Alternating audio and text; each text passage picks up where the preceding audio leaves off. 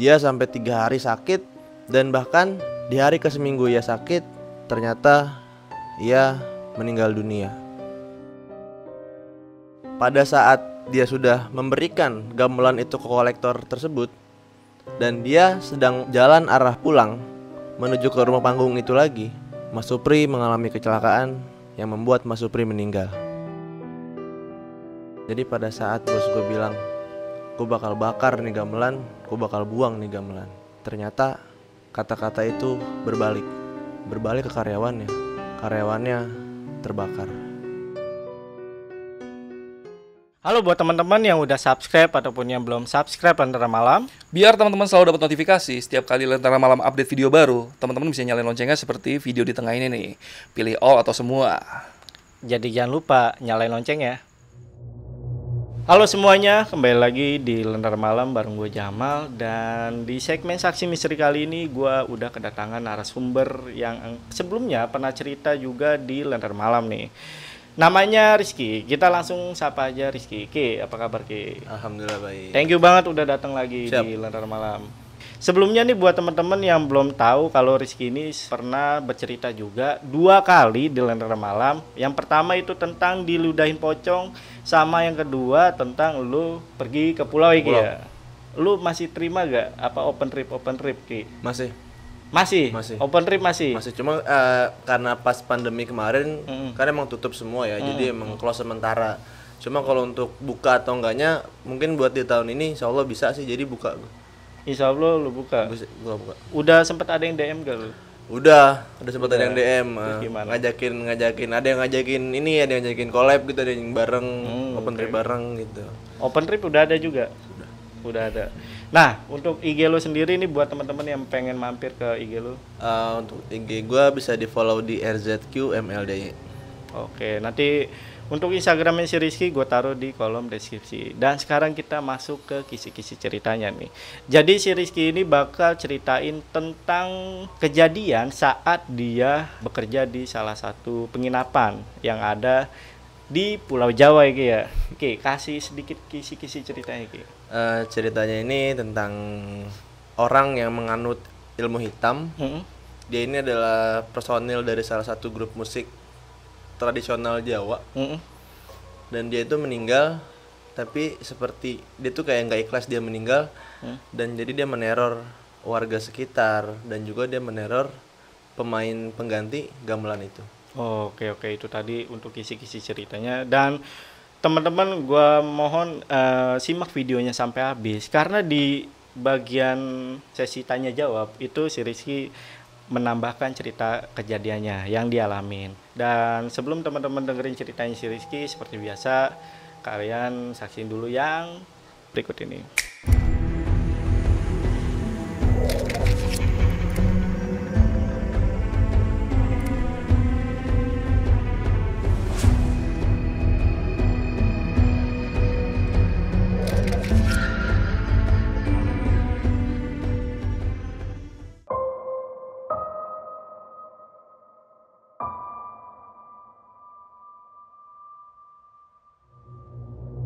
Kali ini gue akan menceritakan pengalaman gue pada saat gue bekerja di salah satu penginapan di daerah Jawa.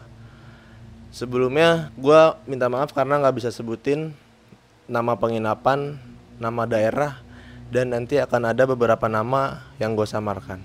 Kejadian ini terjadi pada tahun 2020, tepatnya pada bulan Desember.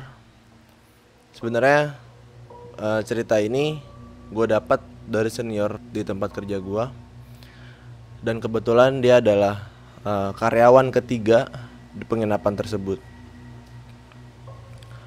Penginapan gua ini dulunya adalah rumah panggung yang dijadikan pertunjukan wayang dan musik khas daerah oleh warga tersebut. Grup musik itu mempunyai ritual mereka masing-masing. Tapi hampir mereka semua menganut atau mempunyai ilmu yang bisa kita bilang kodam atau ilmu putih. Tapi ada salah satu di antara mereka yang berbeda dengan teman-teman segrup musiknya. orang ini kita sebut saja sebagai Bapak Tejo. Bapak Tejo ini menganut ilmu hitam.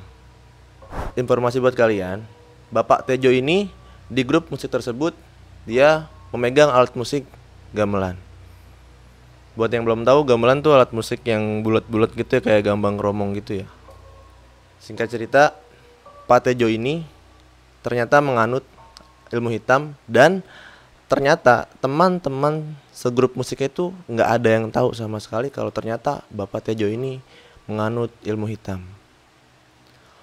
Akhirnya selang waktu Bapak Tejo ini sakit hingga berbulan-bulan, bahkan hampir setahun dia sakit, dan akhirnya dia menemukan ajalnya, dia meninggal. Karena grup musik itu pada tahun itu ya, itu lagi naik-naiknya. Jadi teman-temannya ini sangat merasa kehilangan seorang Bapak Tejo. Karena dia adalah pemain musik atau pemain gamelan yang bisa dikatakan banyak penggemarnya gitu. Karena mereka juga akan mengadakan pertunjukan dalam waktu dekat itu, akhirnya mereka mencari orang untuk menggantikan Bapak Tejo.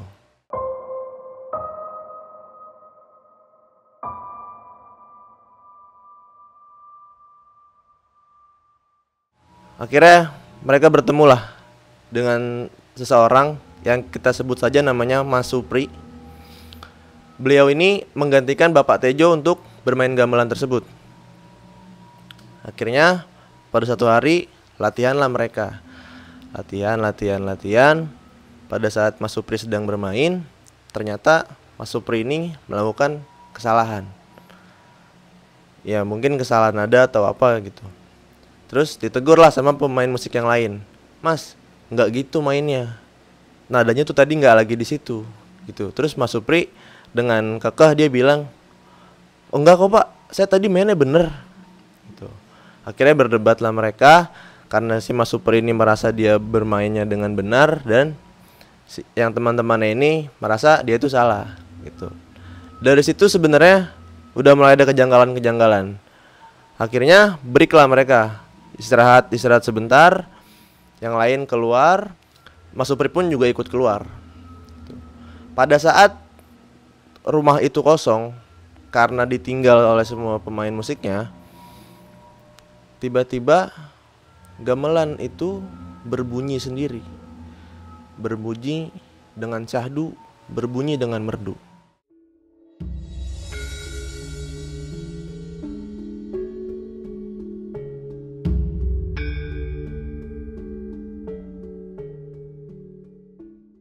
Ada satu orang yang notice, kok gamelan ini bunyi? Emang ada siapa di dalam? Terus yang main gamelan tadi siapa? Mereka latihan lagi. Mulai lagi latihan. Dan pada saat lagu terakhir, Mas Supri merasakan kepalanya itu pusing dan badannya berat. Dan dia merasakan pandangannya mulai gelap. Ternyata usut punya usut, lagu terakhir yang dimainkan oleh grup musik ini adalah lagu kesukaan dari Bapak Tejo. Dan pada kalimat terakhir dari lagu tersebut, Mas Supri mengalami kesurupan. Tapi kesurupan bukan kesurupan pada umumnya yang teriak-teriak atau nangis. Mas Supri kesurupan tapi dengan bermain gamelan itu. Dan teman-temannya pun heran, kok Supri mainnya bisa jago banget. Ternyata pada saat semuanya berhenti, pada saat lagu selesai, Mas Supri itu berdiri, dia menunduk, dan dia bilang dengan suara yang lantang, saya bukan Supri, saya Tejo. Jangan coba-coba cari pengganti saya. Kalian gak akan bisa untuk cari pengganti saya, dan gak akan ada yang bisa untuk menggantikan saya. Awalnya mereka semua mikir itu, ini Supri apa sih bercandanya, gak lucu gitu.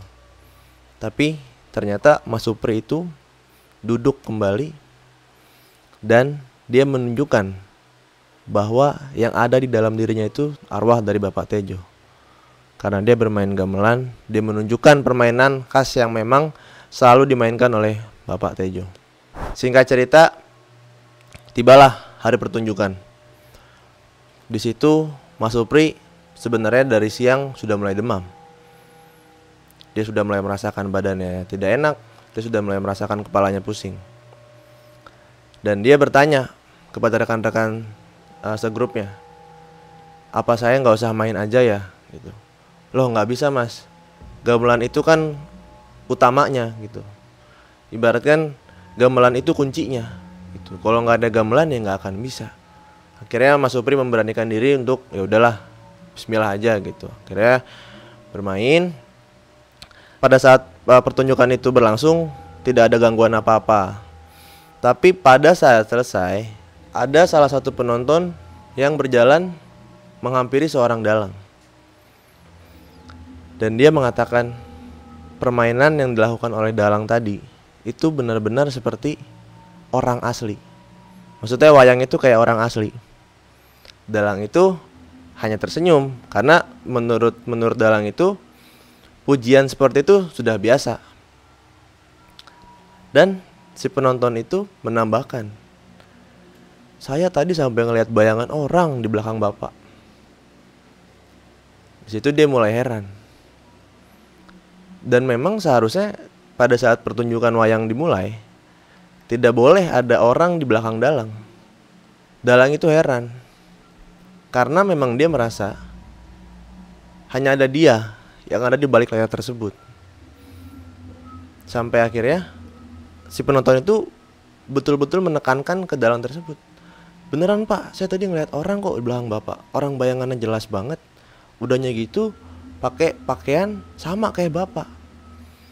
Sedangkan yang berpakaian sama dengan dalang itu hanyalah pemain-pemain musik. Akhirnya dalang itu bertanya ke pemain-pemain musik itu. Tadi ada yang lewat di belakang saya waktu saya lagi ngedalang gitu. Enggak kok pak. Sampai akhirnya dalang itu bertanya dengan nada yang cukup tinggi. Saya tanya sekali lagi, apa tadi ada yang di belakang saya pas saya lagi ngedalang? Enggak ada pak, beneran. Kan tadi kita pas bapak lagi ngedalang kita semua main musik. Terus akhirnya Mas Supri ini dia bersuara. Karena posisi pada saat itu semua rekan-rekannya sedang duduk dan beserta Mas Supri pun juga sedang duduk. Mas Supri tiba-tiba berdiri. Dan dia kembali menunduk. Dan Mas Supri bilang, itu aku, Tejo.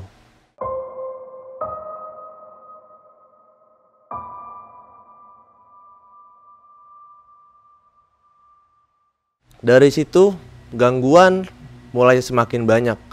Teror ke warga setempat mulai semakin banyak. Akhirnya dalang dan juga grup musik itu mereka berunding. Ini gimana caranya biar kita nih bisa bermusik lagi, biar kita ini bisa bermain lagi dengan tenang gitu, tanpa ada gangguan-gangguan kayak gini. Akhirnya ada salah satu warga sekitar yang mengatakan, coba aja datengin ke makamnya Tejo. Kalau memang ada salah, minta maaf. Akhirnya mereka semua dengan dalang itu juga berangkatlah ke makam Pak Tejo itu. Mereka berangkat ke makam, mereka membacakan doa di sana, dan pada saat mereka ingin pulang, mereka bertanya, sebenarnya ada apa sih? Kok sampai masih ada di gamelan itu gitu. Akhirnya Mas Supri ini selalu sebagai apa ya, kayak mediasi gitu. Mediasi tempat Pak Tejo ini menyampaikan sesuatu. Mungkin karena si Mas Supri ini bermain gamelan yang dimiliki oleh Pak Tejo ini. Akhirnya di situ Mas Supri bersuara lagi. Saya nggak suka, saya nggak seneng. Ada yang gantiin saya buat main gamelan. Saya orang satu-satunya yang boleh main gamelan itu.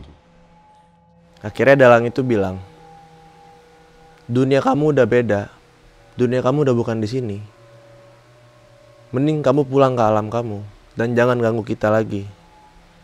Kita di sini ya mau melestarikan budaya kita juga, gitu, dengan bermain musik dan bermain wayang. Jangan diganggu dengan kamu gitu. Akhirnya pada saat dalang itu bilang kayak gitu, si Pak Tejo yang masuk ke badan Mas Supri ini hanya bisa tertawa dengan terbahak-bahak. Dan akhirnya tiba-tiba keluarlah Pak Tejo itu dan Mas Supri terjatuh. Pada saat mereka berjalan ke arah luar makam, tiba-tiba mereka mendengar suara gamelan berbunyi.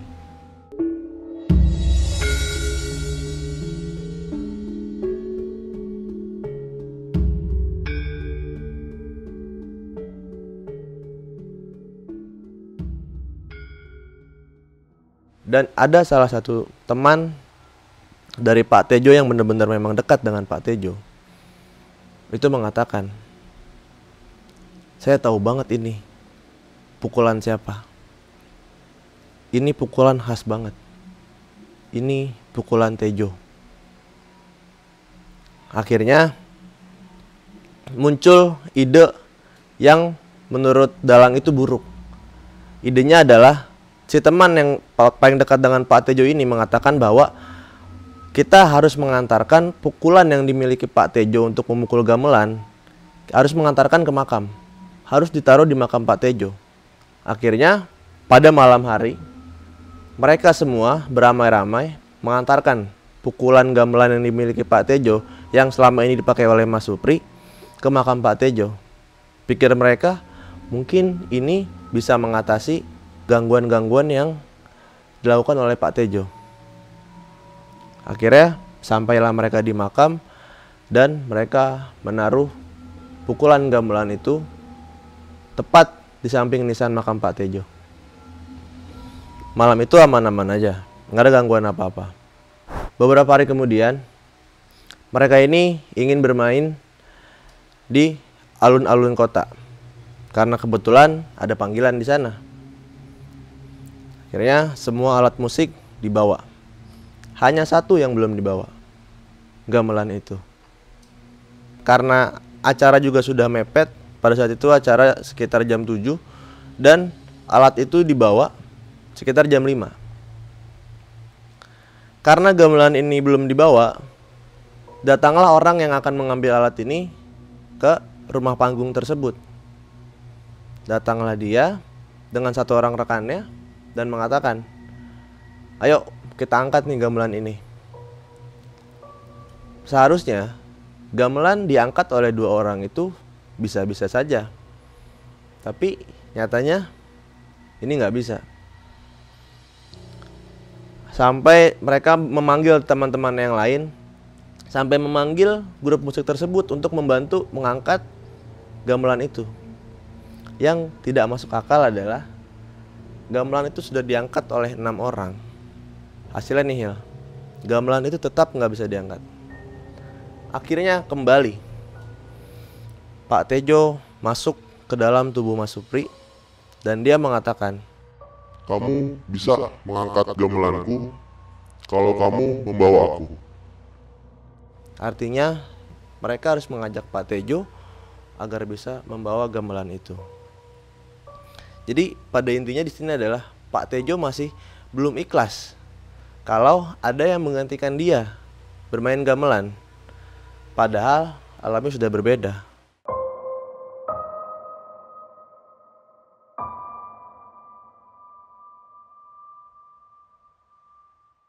Tibalah pertunjukan itu dan gamelan itu sudah bisa diangkat dan sudah bisa diletakkan pada posisinya. Pada saat bermain aman-aman saja. Pada saat pertengahan tiba-tiba Mas Supri mengalami kesurupan yang tidak biasanya. Kali ini dia kesurupan layaknya orang-orang pada umumnya, di mana dia teriak-teriakan dan dia menangis. Dan bahkan di situ Mas Supri melantunkan lagu-lagu Jawa layaknya seorang sinden. Di situ dia melantunkan dengan merdu, bahkan sampai membuat penonton yang ada di pertunjukan itu kabur tunggang langgang. Cerita ini nggak cukup sampai di sini aja, masih banyak banget teror-teror yang dialami oleh warga sekitar, bahkan sampai ke grup musik itu juga. Akhirnya pada saat pertunjukan itu selesai, keesokan harinya ada warga yang mengatakan, kayaknya kita semua harus mengadakan tahlilan agar Mas Tejo bisa tenang di sana, kata warga tersebut. Dan akhirnya setelah dirundingkan oleh grup musik itu dan juga oleh dalangnya, akhirnya dibuatlah tahlilan tersebut dengan tujuan agar Bapak Tejo itu bisa tenang dan dia bisa menyadari bahwa sebenarnya dia itu sudah meninggal, dan agar tidak mengganggu lagi pertunjukan maupun teman-teman grup musiknya.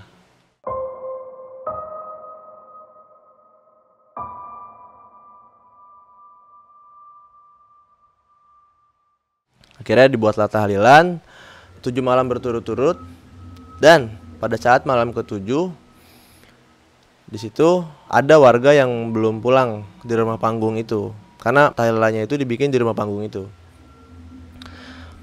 Pada saat tersisa 4 orang di rumah panggung itu, hanya ada kepala desa, lalu juga ada Mas Supri, dan juga ada dalang dan salah satu personil dari grup musik itu.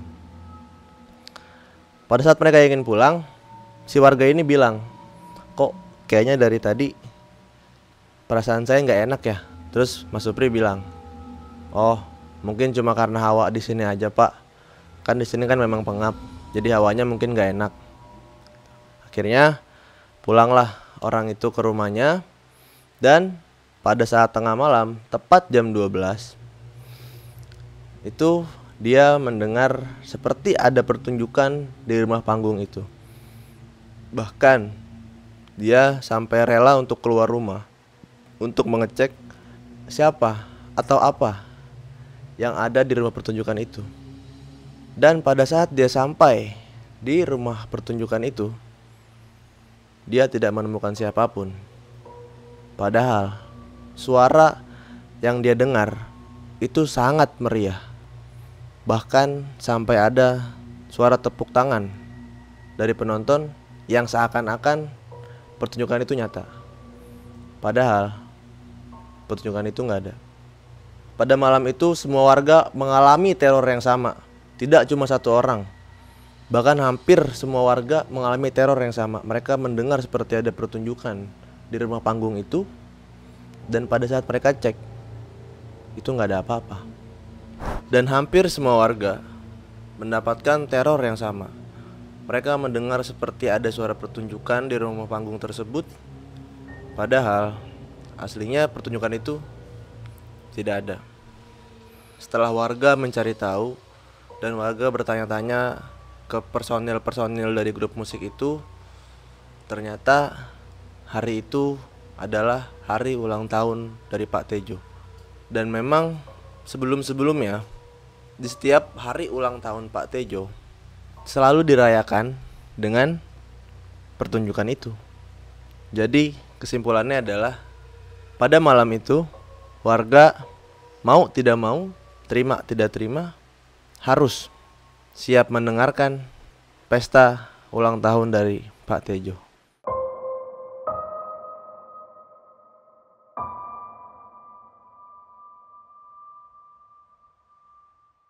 Tidak cuma sampai di situ, selain warga sekitar juga teror juga sampai ke warga di luar daerah tersebut.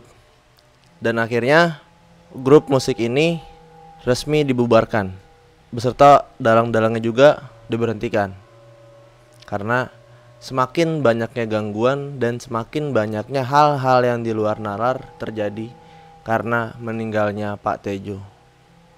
Setelah dibubarkan, warga sepakat untuk menjual rumah panggung itu.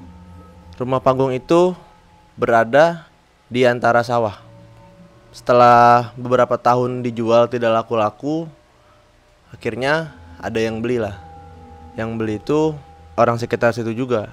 Tapi ternyata dia nggak tahu kalau rumah panggung ini ternyata pernah dijadikan rumah pertunjukan wayang dan musik oleh warga sekitar. Setelah dibeli, ternyata si pembeli itu mengalami banyak sekali gangguan-gangguan.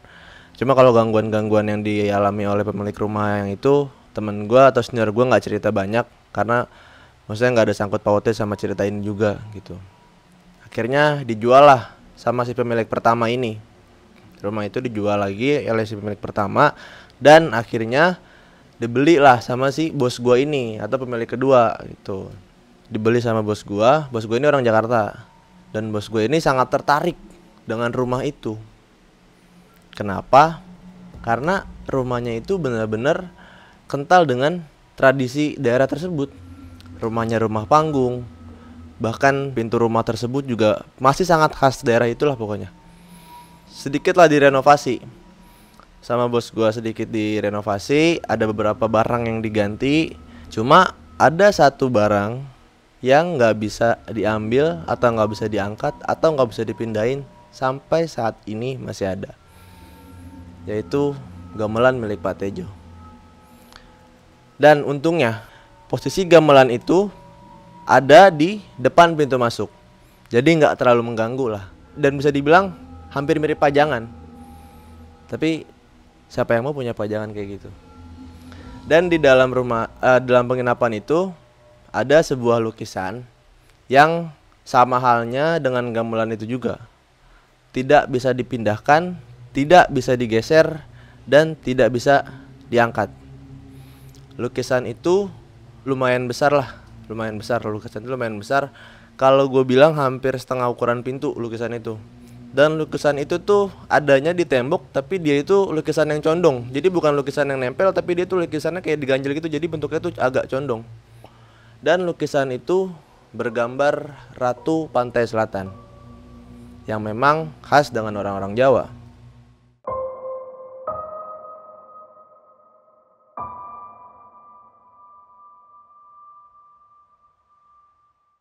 Akhirnya bos gue ini, karena menurut bos gue ini kayaknya ganggu deh kalau di sini, coba dipindahin. Akhirnya bos gue nyuruh tukang lah gitu, nyuruh tukang buat pindahin itu. Terus nggak bisa karena ya nggak tahu alasannya karena apa gitu. Kata bos gue, ya udah nggak apa-apa, lukisan itu kita anggap aja sebagai penghias dari penginapan ini. Setelah gagal buat ngambil lukisan itu, bos gue nyuruh tukang ini buat beres-beres dapur, karena buat naruh meja bar segala macam gitulah. Pada saat penginapan itu direnovasi, kebetulan bos gue menyewa hotel di sekitaran penginapan itu. Bos gue bilang ke salah satu tukang, kalau misalkan nanti mas pulangnya kemalaman, mas nginep di sini aja nggak apa-apa, nanti saya kasih kuncinya. Gitu. Kata si tukang itu, ya pak. Akhirnya dikasihlah kunci sama si tukang itu. Si tukang itu karena tahu bos gue nginep di hotel dekat penginapan itu, disamperin lah buat ngantar kunci. Sedangkan itu tuh udah tengah malam gitu. Terus bos gue nanya, loh mas mau kemana gitu? Saya mau pulang aja pak. Gitu. Lah emang kenapa? Udah malam, mas tidur di sana aja gitu. Nggak apa-apa, di sana nggak enak, ada yang nemenin. Kata si tukang itu, dia bilang kayak gitu, ada yang nemenin. Loh kan mas cuma sendiri. Ya pak, ada yang nemenin, dia bilang gitu. Bos gue masih belum tahu, karena bos gue ini sebenarnya nggak terlalu percaya sama hal-hal kayak gini gitu. Akhirnya di hari kedua sama begitu juga, dikerja dari sore sampai malam. Pada saat disuruh nginep, dia malah lebih milih buat balikin kunci. Dan jawabannya sama, saya nggak mau pak, ada yang nemenin soalnya. Sampai hari ketiga, dan itu hari ketiga itu adalah hari terakhir tukang itu bekerja. Bos gue ini penasaran, sebenarnya siapa sih yang nemenin ini? Sebenarnya siapa sih yang dibilang sama si tukang ini? Akhirnya pada saat malam hari, pada saat si tukang itu mau pulang, bos gue itu udah duluan sampai di penginapan itu. Dan pada saat dia sampai di penginapan, dia melihat ada orang yang duduk di gamelan itu dan sedang memainkan gamelan. Bos gue ini bukan orang Jawa. Dia orang asli Jakarta. Tapi entah kenapa dia kayak terbius mendengar permainan dari orang itu. Bahkan dia sampai nggak ngeh orang itu siapa, orang itu datangnya dari mana. Bos gue sampai nggak mikir ke situ, karena dia saking terbius dengan enaknya permainan dari si orang itu. Akhirnya dia masuk buat nemuin si tukang itu. Dan dia nanya, "Mas, saya penasaran, yang selama ini Mas bilang ada yang nemenin. Itu siapa sih?" Akhirnya tukang itu bilang, "Emang Bapak nggak denger, Pak? Itu orang di depan lagi main apa?" "Saya tahu lagi main gamelan." "Emang itu siapa?" Orang itu bilang, "Itu Pak Tejo, Pak. Beliau udah meninggal dari beberapa tahun yang lalu." Setelah dijelaskan sama si tukang yang bekerja ini, akhirnya bos gue baru tahu ternyata ada cerita mistis atau ada cerita yang lumayan menyeramkan di balik rumah ini. Karena bos gue mikir ini udah terlanjur gitu. Ini tuh udah 95% lagi udah siap gitu, udah siap huni. Ya udahlah gitu. Kira kata bos gue bismillah aja. Akhirnya untuk menetralisir hal tersebut, bos gue ini sampai memanggil paranormal dan orang-orang pintar dari Jakarta dan didatangkan ke penginapan di sana. Bahkan salah satunya ada paranormal yang sangat terkenal.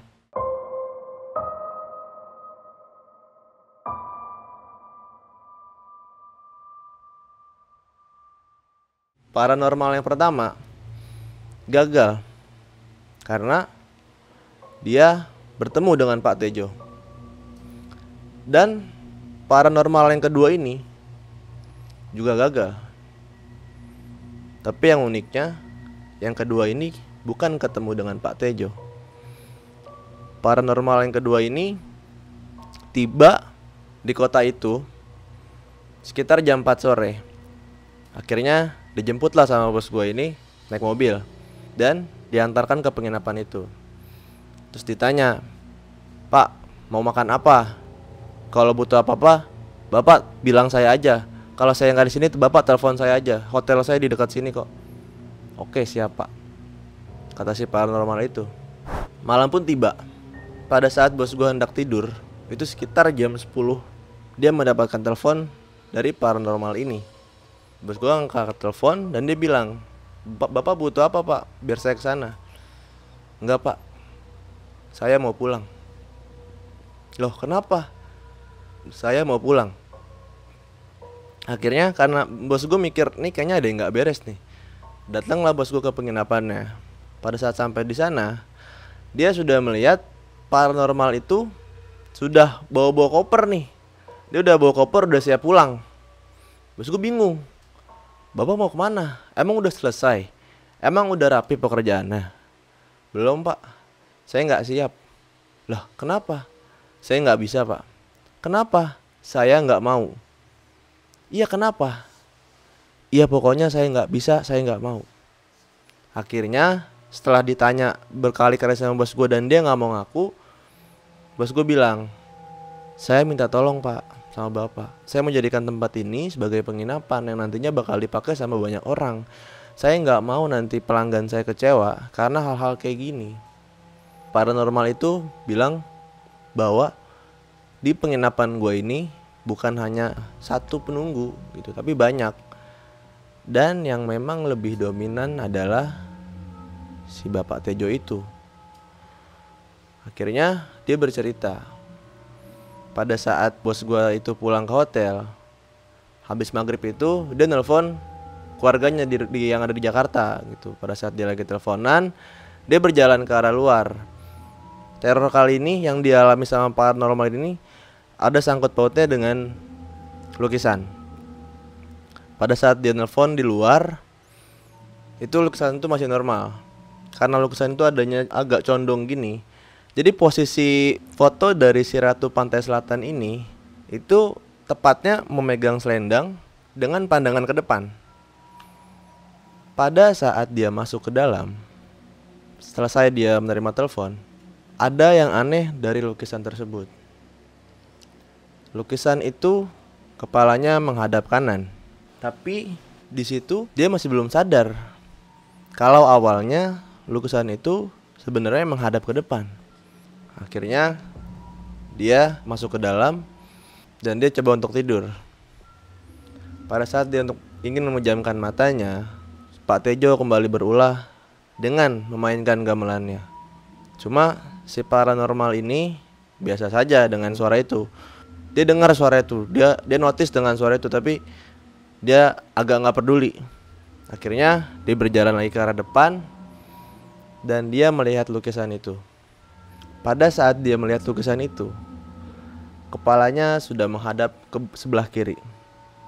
Dan pada saat dia keluar, dia kembali menerima telepon dari keluarganya.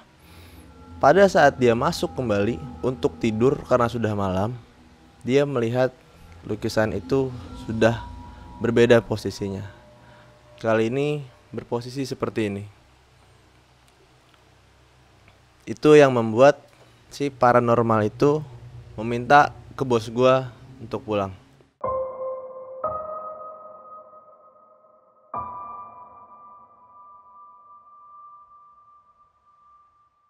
Akhirnya bos gue mengantarkan dia ke bandara untuk dia bisa pulang ke Jakarta.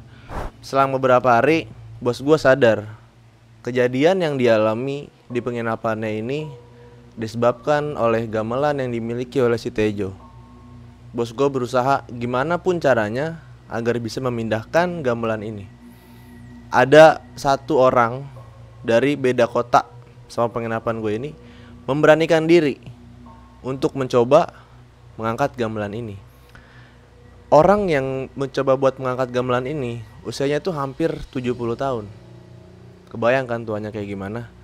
Tapi dia bisa seorang diri mengangkat gamelan itu. Pada saat dia mau mengangkat gamelan itu, orang-orang pun, warga sekitar pada heran. Ini kok orang udah tua, tapi kok bisa sih ngangkat gamelan? Pada saat diangkat gamelan itu, karena penginapan gue ini bentuknya rumah panggung, jadi otomatis kalau mau mindahin gamelan ini harus nurunin tangga. Yang anehnya adalah si kakek ini berhasil mengangkat gamelan itu dan berhasil menuruni tangga itu. Tapi pada saat tangga terakhir untuk turun, dia seperti mendapat dorongan oleh sesuatu yang sangat besar. Pengakuan dari dia seperti itu, yang mengakibatkan dia terjatuh dan dada dan kepalanya membentur konblok yang ada di bawah rumah panggung itu. Anehnya adalah gamelan yang ia pegang pada saat terjatuh itu terlempar dan kembali ke posisi semula. Jadi pada saat jatuh, gamelan itu bukan jatuh ke bawah, tapi yang anehnya adalah gamelan itu kembali ke posisi semula, ke atas, kembali ke depan pintu rumah panggung itu.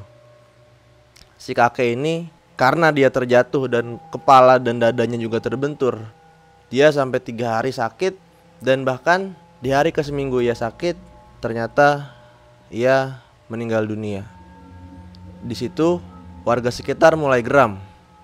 Kita harus berkorban apa lagi buat si Tejo? Kita harus kayak gimana lagi buat si Tejo? Sampai ada korban yang meninggal gara-gara si Tejo. Supri yang sebagai pemain cadangan atau pengganti dari Bapak Tejo ini memberanikan diri. Dia bilang, sepertinya ini salah saya. Pada saat awal main saya nggak izin sama beliau. Bismillah, akan saya bantu pindahkan gamelan ini. Sama halnya dengan si kakek ini, tapi Mas Supri ini berhasil membawa si gamelan ini sampai kepada kolektor barang-barang antik. Mas Supri ini membawa alat gamelan ini seorang diri dengan mobil bak ke rumah salah satu kolektor yang ada di daerah tersebut. Pada saat dia sudah memberikan gamelan itu ke kolektor tersebut dan dia sedang jalan arah pulang menuju ke rumah panggung itu lagi, Mas Supri mengalami kecelakaan yang membuat Mas Supri meninggal.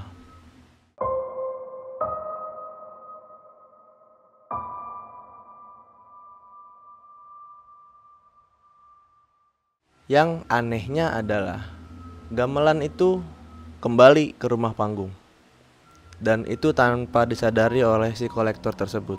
Padahal tadi si kolektor itu sudah menerima dan dia sudah melihat gamelan itu. Tapi pada saat ia mendengar kabar bahwa Mas Supri meninggal karena kecelakaan dan dia keluar rumah, dia melihat gamelan itu sudah tidak ada. Dan ternyata gamelan itu kembali ke tempat asalnya, kembali ke rumah panggung. Berbulan-bulan dari kejadian itu, bos gue pun juga sempat frustasi karena bingung. Ini harus gimana lagi sampai memakan korban seperti ini. Dengan nekat, bos gue bilang, mungkin emang harus gue yang ngelakuin ini. Mungkin emang harus gue yang ngebersihin ini semua. Tanpa modal apapun, tanpa kebisaan apapun, bos gue ini nekat untuk ibaratnya membersihkan penginapannya ini gitu. Membersihkan dalam arti membersihkan hal-hal yang kayak gitu ya. Hanya bermodal nonton dari YouTube, hanya bermodal baca-bacaan yang ia bisa, yang ia tahu, bos gue memberanikan diri untuk bertemu atau berkontak langsung dengan penunggu yang ada di penginapan tersebut. Pada malam hari, pada saat bos gue mendengar suara gamelan, dia bilang, "Tejo, kalau memang kamu minta sesuatu, katakan. Saya akan berikan. Tapi tolong sudahi teror ini. Saya hanya ingin berusaha di sini." Akhirnya pada saat bos gue berhenti ngomong, gamelan itu berhenti berbunyi. Tapi yang anehnya adalah bos gue itu notice kayak ada yang bergerak di bagian lukisan. Dan ternyata benar, lukisan Ratu Pantai Selatan itu menari-nari di hadapan bos gue. Karena bos gue panik, bos gue bilang ke karyawan-karyawannya, dia nelfon karyawan-karyawannya yang lagi pada di rumah. Dia bilang, "Tolong datang ke sini, tolong bantu saya buat beres-beres." Awalnya bos gue itu sempat, udahlah, ini gue nggak jadi bikin penginapan di sini, gue bakal jual rumah ini. Awalnya kayak gitu. Cuma gue nggak diceritain jelasnya gimana sama senior gue ini. Intinya si Tejo ini bersuara atau dia bermediasi lewat warga sekitar dan bilang ke bos gue, si Tejo ini minta sesajen setiap tahun di hari ulang tahunnya. Dan ulang tahun Tejo itu hari Selasa Kliwon.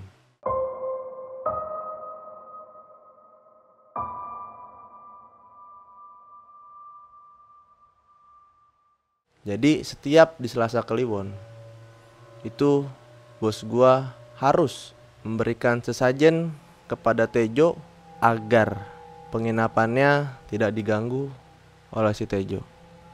Untuk terornya belum sampai di situ aja. Pada saat karyawan-karyawan bos gua ini lagi membantu buat beres-beres kamar dan juga beres-beres dapur dan segala macam, bantu-bantu nyapu, ngepel dan juga buang-buang sampah segala macam, bos gue langsung bilang, "Besok pagi kalau udah aman, kita mau langsung launching, kita mau langsung opening." Kelar beres-beres itu, ada satu karyawan yang lupa. Ternyata handphonenya ketinggalan di dalam kamar. Nah, ternyata pada saat dia sedang mengambil handphone itu, bos gue itu sedang menatap ke arah lukisan yang ternyata backgroundnya itu berganti warna. Seperti pada umumnya, lukisan Ratu Pantai Selatan itu rata-rata backgroundnya putih atau enggak hijau. Tapi anehnya adalah lukisan ini berganti background berwarna merah. Dan yang bikin bos gue panik adalah ada air yang menetes seperti darah dari lukisan tersebut. Dan lukisan tersebut menunjuk ke arah kamar. Seketika bos gue panik dan dia berlari keluar. Entah apa yang ada di pikiran bos gua, dia masih nekat untuk memindahkan si gamelan ini. Dengan kesal dan dengan geramnya dia bilang, "Gua bakal bakar nih gamelan, gua bakal buang nih gamelan." Pada saat dia mengangkat gamelan itu, tiba-tiba ada salah satu warga yang teriak, "Kebakaran, kebakaran." Dan ternyata salah satu kamar dari penginapan bos gue itu terbakar, yang mana di dalamnya ada karyawan bos gue. Pada saat dievakuasi, jasadnya hangus terbakar. Tapi yang anehnya adalah bagian penginapan atau bagian rumah yang terbakar hanya bagian kamar yang di dalamnya ada karyawan aja, bukan bagian kamar-kamar yang kosong. Dan di situ tidak ada hal yang bisa memicu terjadinya kebakaran. Tidak ada api di sana, tidak ada bensin, dan tidak ada hal-hal yang bisa membuat terbakar. Dan ternyata pemicu dari kebakaran yang membakar dan sampai membuat meninggal karyawan bos gue itu adalah karena bos gue berniat untuk membakar gamelan itu, gamelan yang dimiliki si Tejo. Jadi pada saat bos gue bilang, gue bakal bakar nih gamelan, gue bakal buang nih gamelan, ternyata kata-kata itu berbalik. Tapi bukan berbalik ke bos gue, berbalik ke karyawannya. Karyawannya terbakar.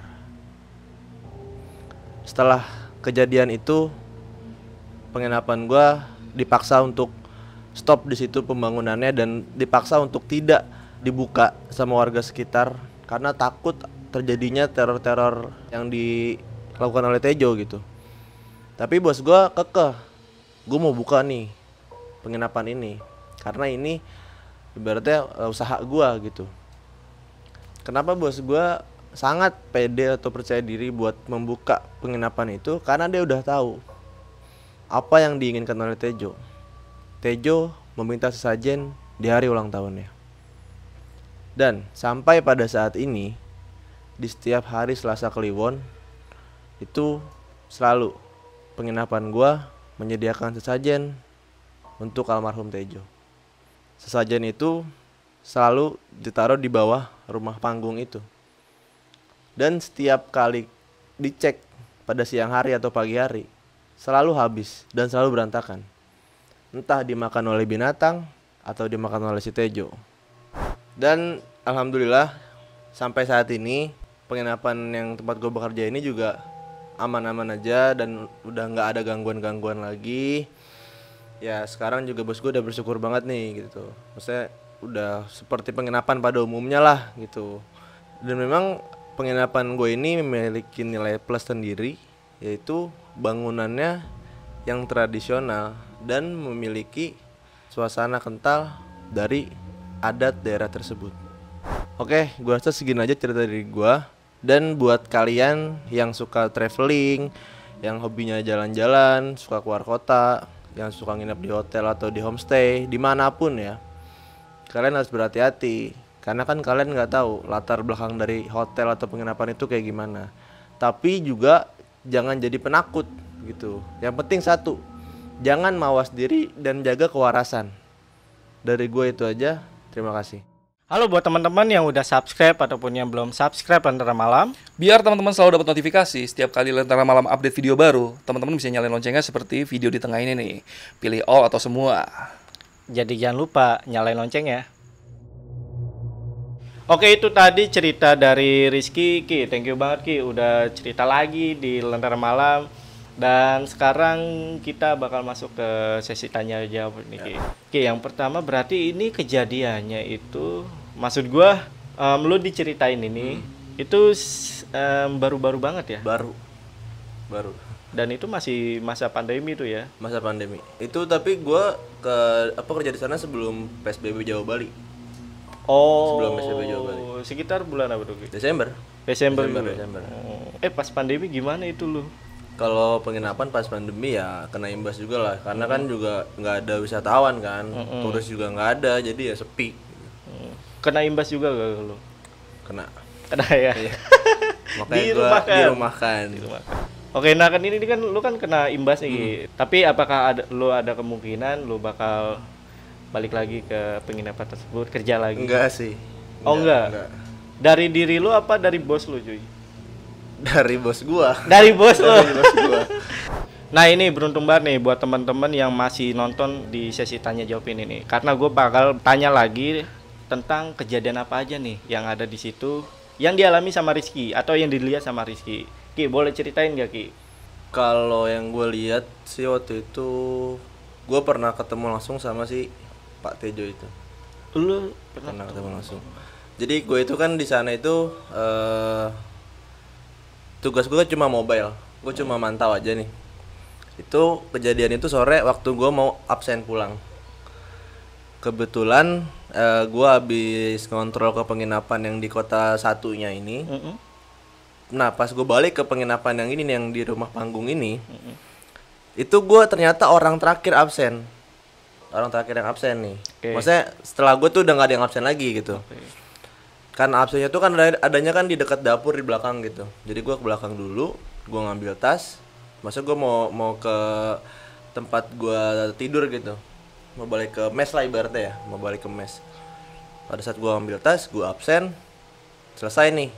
Pas gue mau turun tangga, gue denger banget itu kayak terima kasih gitu, suara orang habis pinjer absen. Pinjer ya, absen gue tuh kan absen pinjer. Terima kasih. Itu berkali-kali. Gue gini doang. Nih apaan sih, orang norak banget mainin pinjer absen nih kan. Gue masuk ke dalam dong. Gue masuk ke dalam, gue ngecek. Taunya yang gue lihat itu, tapi untungnya ini dia lagi membelakangi gue ya, pakai belangkon, pakai pakaian adat Jawa dengan kain lengkap dan dengan keris, lagi gini mainin pinjer. Logikanya adalah ya gue nggak tahu sih bener apa enggak ya, kan katanya setan itu kan nggak punya sidik jari ya, tapi kok dia bisa mainin pinjer.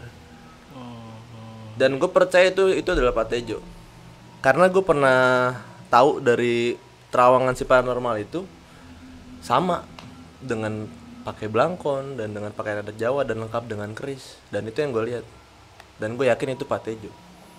Oh, ciri-ciri si Pak Tejo Ciri-ciri ini. Pak Tejo. Berarti itu ciri-cirinya ciri-ciri Pak Tejo ini, dia kan masih pakai belangkon segala macam. Itu ciri-ciri pada saat dia pertunjukan juga. Betul. Kali ya. Gokil sih. Itu gimana perasaan lo pada saat itu, Ki? Gue nggak bisa ngomong gimana sampai gue pengen nyebut, sampai gue pengen istighfar pun gue nggak bisa. Bener-bener kaku dan gue nggak bisa ngapa-ngapain. Akhirnya pas begitu tiba-tiba dia hilang aja, baru gue bisa balik badan dan gue cabut. Oh, tapi ada beberapa temen lu juga yang teman kerja lu nih ya, itu yang pernah lihat juga gak sosok? Kalau ngelihat, paling ngelihatnya ke lukisan itu aja. Entah lukisan itu berpindah posisi, maksudnya berpindah pose atau entah dia kayak apa mengeluarkan suara menangis gitu. Men kalau melihat menampakkan, seumur-umur mereka bilang baru cuman gue nih yang dikasih lihat sama penampakan si Pak Tejo ini. Oh, gokil. Berarti ini si lukisan ini ternyata ada apa ya? Sangkut paut juga ya? Ada sangkut paut dengan ini karena lukisan ini ada pada saat pagelaran itu masih ada juga gitu. Jadi emang udah lama banget. Ibaratnya lukisan itu ada barengan sama gamelan. Oh, barengan sama si rumah panggung itu gak? Barengan. Oh. Jadi belum udah lama banget juga. Oke. Nah itu Ki, cerita dari Pak Tejo itu tahun berapa tuh Ki? Itu sekitar tahun 90-an. Sekitar tahun 90-an. Itu udah lama banget ya. Untuk bos lo sendiri terakhir yang ngasih sesajen itu tahun berapa? Terakhir tahun lalu. Tahun lalu. Berarti masuk Pribun baru-baru juga. Baru-baru juga. Ini enggak, karena gue ini sih lebih ngenes ke Mas Suprinya ya. Dia kan sempat dirasukin arwahnya dan sempat menggantikan posisi Pak Tejo sendiri ya kan ya. Dan ini juga cerita ini udah jadi mitos dari warga sekitar nih Ki. Warga sekitar. Sampai ibaratnya turun temurun lah dari 90 sampai sekarang. Nah, di hotel tersebut nih, di hotel itu sempat bunyi lagi gak sih gamelannya? Setelah bos gua ngasih sesajen itu sih udah enggak sih. Udah enggak ya? Udah enggak. Nah, berarti ini kan tadi lu sempet cerita kalau misalkan lu kan tadi bilangnya pukulan ya. Maksud gue itu alat pukulnya alat ya. pukul Itu ya, alat pukul ya. si gamelannya itu ditaruh di samping kuburannya Pak Di Tejo. samping nisan Pak Tejo. Nah, itu berarti nggak ngefek apa-apa ketika ditaruh di situ. Nggak ada efek gimana sih, karena kan juga ternyata tuh makanya berimbas dan sampai dia tuh meneror warga-warga sekitar dan sampai terornya sampai menyebabkan orang meninggal itu karena dia itu menganut ilmu hitam. Atau kalau menurut gua ya, memang tidak ada yang boleh menyentuh gamelan yang dia mainkan. Itu bisa jadi. Iya kan? Bisa jadi. Gokil sih. Ini kalau misalkan gua dari orang awam nih, energinya gede banget itu berarti ya. Nah, ini nih Ki, pertanyaan berikutnya nih. Ini kan gamelan ini sempat pernah dibeli sebelum bos lo sama pemilik pertama nih. Nah, si pemilik pertama nih ini, dia kan nggak tahu nih, tadi lo bilang nggak taunya itu karena dia ini baru pindah atau memang gimana tuh Ki? Nggak gimana ya, kayaknya emang mungkin karena orang awam juga gitu ya, jadi emang nggak tahu tentang kayak gitu-gituan gitu. Karena kan ini ceritanya kan udah nyebar banget Iya. di warga sekitar. Dan pada saat dia beli rumahnya itu, warga sekitar pun juga nggak ada yang cerita gitu. Gitu. Akhirnya setelah dia mengalami kejadian, baru dah. Kalau untuk bos lu mah wajar lah, dia dari Jakarta ya. Iya, dari Jakarta. Memang dia mau bisnis penginapan di sana. Sebenarnya udah ada penginapan di sana, cuma dia itu mau buka cabang lagi di sana. Mau buka cabang lagi. Oh, karena memang tempat ini emang bagus banget ya, Ki. Tempatnya bagus gitu, masih asri lah gitu, masih pedesaan banget. Gitu. Pedesaan banget. Dan punya konsep apa tadi lu bilang? Rumah tradisional. Rumah tradisional. Waduh, gua kapan-kapan ke sana deh. Boleh. Mainin gamelan ya? Jangan. Nah, ini untuk yang teror yang dialami sama bos lu nih, yang pertama kali ini, dia kan ngelihat ada orang yang mainin Main gamelan. gamelan. Dan itu adalah Pak Tejo tuh Tejo. ya. Udah pasti itu Pak Pak Tejo. Tejo. Berarti dia ditampakin sama si Pak Tejo. Tampakin, tapi kan dia belum tahu kalau ternyata itu Pak Tejo. Bener-bener asli. Pak. Asli.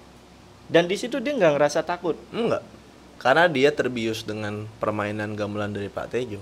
Bahkan sampai yang diingetin sama kulinya ya, Mm-mm. itu dia juga masih nggak ngerasa takut. Masih nggak ngerasa takut. Karena dia mikirnya itu orang sini paling lagi mau iseng main gamelan gitu doang. Dia sempat nggak percaya juga tuh. Dia nggak percaya. Sebenarnya gue pun juga pernah bang, gue mau dikasih rekaman suara. Sampai sekarang masih ada rekaman suaranya, tapi gue nggak pernah mau. Rekaman suara gamelan itu lagi bunyi. Oh gitu. Senior gue masih nyimpen dan tapi gue nggak pernah mau. Setiap kali dikirimin gue hapus, Oh lo sempet Sempat gue dikirimin. Dan sebenarnya mau gue kasih buktinya ke rekaman ini, cuman guanya nggak berani. Karena jujur guanya nggak kuat masa buat ngebawa rekaman itu ke sini. Takutnya ada yang kebawa atau kayak gimana gitu. Takutnya gue. Jadi buat teman-teman ini yang belum tahu, Rizky ini juga sensitif terhadap hal-hal gaib karena di cerita sebelumnya si Rizky ini dia juga sempat explore ya, dan lu ditampakin dan bahkan diludahi sama pocong. Buat teman-teman cari aja videonya si Rizky ini, paling gua tampilin di sini kali ya thumbnailnya. Pokoknya cari aja deh, searching di Berandanya Lentera Malam. Ini kita lanjut ke pertanyaan berikutnya Ki. Ini kan bos lu sempat memberanikan diri ya, dia yang akan mengusirnya sendiri atau membersihkannya lah ya. Dan dia cuma modal nonton YouTube. Iya, maksudnya lihat cara pengusiran setan dari YouTube. Berarti dia modal nekat aja. Modal nekat. Yang akhirnya berimbas ke karyawan yang meninggal itu karena omongannya. Karena omongannya ya. Ya kan dia kan di situ ngomong pokoknya bakal gue bakar nih gamelan gitu. Ternyata karyawan yang malah kebakar. Oh, iya. Dan ini nih yang menarik lagi nih, yang satu lagi nih, Ki. Paranormal yang sempet diundang nih sama bos lo, itu kan lo bilang paranormal terkenal ya. Dan paranormal yang terkenal itu yang lo maksud dia kabur. Iya, Kabur. Tapi kaburnya itu kalau dari cerita lo dia kabur karena lukisan ya, bukan gitu. Pak Tejonya. Bukan Pak Tejo.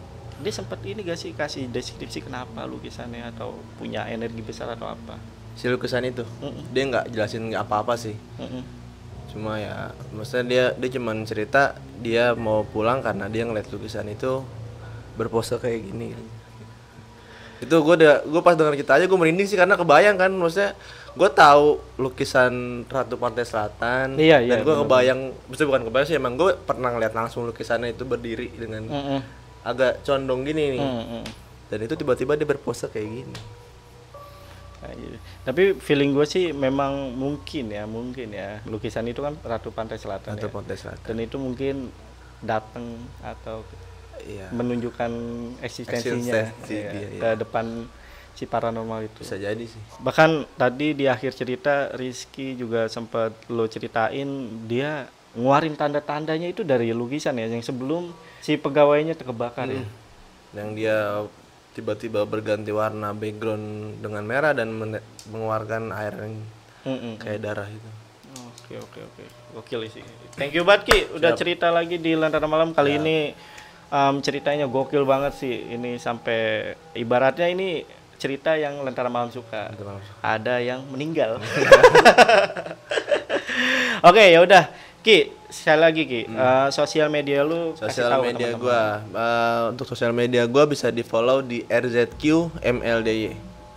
RZQ MLDY. Ya udah nanti gue taruh Instagramnya si Rizky di deskripsi. Jadi buat teman-teman yang mau tanya-tanya, silakan mampir ke Instagramnya Rizky. Oke Ki, sekali lagi thank you Ki ya, udah datang ke Lentera Malam. Mudah-mudahan jangan kapok, kita ngopi lagi bareng.